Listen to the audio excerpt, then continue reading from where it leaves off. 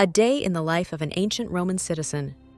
Imagine waking up to the sounds of a bustling marketplace, the aroma of freshly baked bread wafting through the streets, and the calls of merchants echoing across stone-paved alleys. This isn't just any ordinary day. It's your day as a citizen of ancient Rome. Today, we'll step back in time to explore what life was really like in one of history's greatest civilizations. From morning rituals to evening festivities, you'll experience the highs, the lows, and everything in between. Let's dive into the heart of the Eternal City. It's the crack of dawn, and the Roman city stirs to life. Depending on your status in society, you could be waking up in a cozy domus, a private house for the wealthy, or a cramped, bustling insula, apartment block stacked several stories high. Life in these apartments is far from luxurious. Structure and fire hazards are constant concerns. But for the majority of Romans, it gets the job done. You roll out of bed and begin your morning routine. Forget about turning on the shower. Romans fetch water from clay basins or public fountains. You splash cold water on your face, wrap yourself in a tunica, a basic garment. Or, if you're a man of status, don your prestigious toga. For breakfast, or ientaculum, the Roman diet is simple but hearty. A piece of freshly baked bread, maybe some olives or cheese, and you're ready to seize the day. Some people may splash out with fruit or eggs, but don't expect an elaborate spread. Breakfast is kept light so you can jump straight into the action. With the sun now warming the city streets, it's time to head out and join the masses.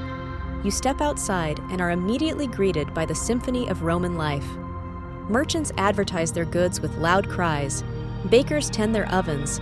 Children dart through the alleys playing games, and the scent of roasted meats mingles with the tang of fresh fish. Your destination? The Forum, the beating heart of Roman social and political life. As you approach, the grand columns and open courtyards come into view. It's a hive of activity. Senators and orators stand on platforms, delivering passionate speeches about the latest political drama. Merchants haggle over fabrics, jewelry, and spices. Artists and philosophers gather in small clusters, debating ideas and sharing knowledge. In the Forum, you don't just observe, you participate. Maybe you strike up a conversation with a passing scholar, sell some goods of your own, or simply soak in the buzz of this cultural melting pot. It's a place where the elite and the common folk cross paths, where deals are made, and where history feels alive in the moment. After spending a busy morning in the Forum, it's time to eat. While wealthy citizens may enjoy a leisurely midday meal at home, many Romans rely on the thermopolium, an ancient version of fast food joints. These small counters line the streets, offering hot food to go. Step into one, and you'll be greeted by steaming pots of lentil stew, roasted meats, and seasoned vegetables. Grab a cup of watered-down wine alongside a piece of flatbread, and you have yourself a quick and satisfying lunch. The thermopolium is not just a place for eating. It's also a social hub where Romans catch up on gossip and news of the day. While the empire's farmers, craftsmen, and merchants get back to their work after lunch, we explore some of the hands that keep the city thriving. Roman society runs on the labor of many, from skilled artisans crafting pottery to merchants trading spices and slaves performing grueling physical tasks. Each role contributes to the meticulously structured machine that is Rome.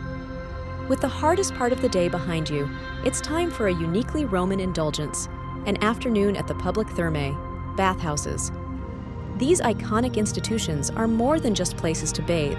They're centers for relaxation, gossip, and even business dealings. You step through the grand entrance of the bathhouse, where you pay a small fee, literally pocket change for most citizens.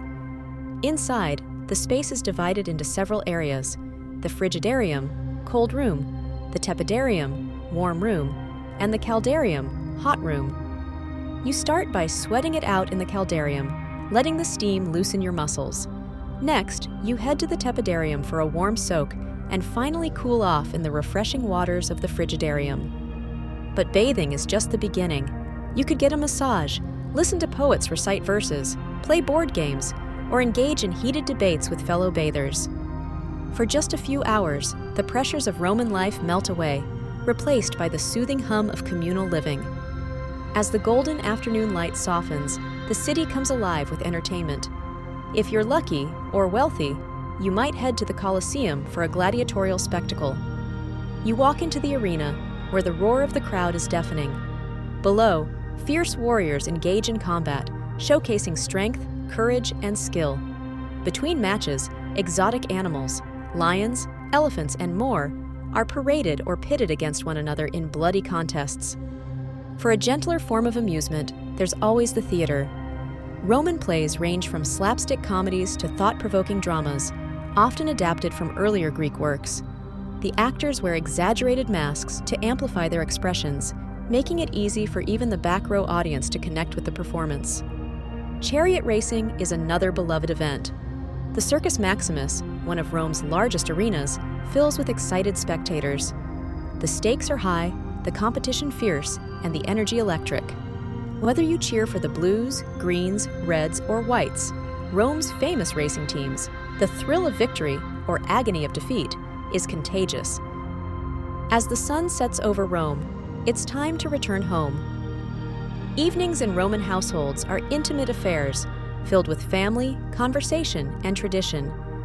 Dinner, or cena, is the main meal of the day, and it's typically shared with loved ones. The dining setup depends on wealth and class.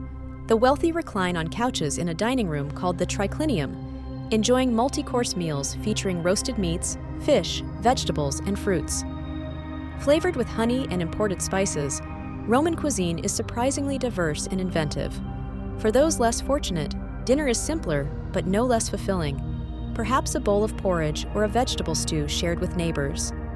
Over dinner, the family might discuss the day's events, forge plans for the future, or tell stories from Roman mythology. Faith and tradition are central to the Roman way of life, so rituals to honor the household gods, the lares and penates, are common. Small offerings, such as wine or bread, are placed at a family shrine to seek blessings for health, prosperity, and protection. Before you head to bed, let's take a moment to reflect on the environment around you. Rome is a city of contrasts. For the wealthy, vast domus homes showcase beautiful frescoes, mosaic floors, and airy courtyards. For the working classes, the tall insulae apartments offer cramped yet vital housing, filled with a cacophony of voices from diverse neighbors. The streets are alive with innovation and adaptation. Streetlights illuminate sections of the city. Aqueducts carry fresh water in abundance, and markets buzz with goods brought from the farthest corners of the empire. Yet, poverty and inequality linger behind every grand structure, reminding us that beneath Rome's shining veneer lay the struggles of everyday people. Your journey through the day ends as night falls. You close the wooden shutters of your home and rest on a simple bed, perhaps covered by a woolen blanket to ward off the chill. Outside, the city continues to murmur with late-night revelers at taverns and the rhythmic footsteps of soldiers patrolling the streets. As you drift to sleep, you reflect on the incredible vibrancy of life in Roman society. From its public spaces to private rituals, Rome is a place where tradition and innovation coexist, a civilization that thrives on community and culture. The story of Rome lives on today in the architecture, governance, and everyday habits we've inherited over centuries. And so, we conclude our journey through history. What would your life have been like as an ancient Roman citizen? Would you rise to the roar of the Colosseum or find peace in the quiet traditions of home? The choice, as they say, is yours. Stay tuned for more deep dives into the fascinating ways of life from our ancient past. Until next time, Vale, farewell.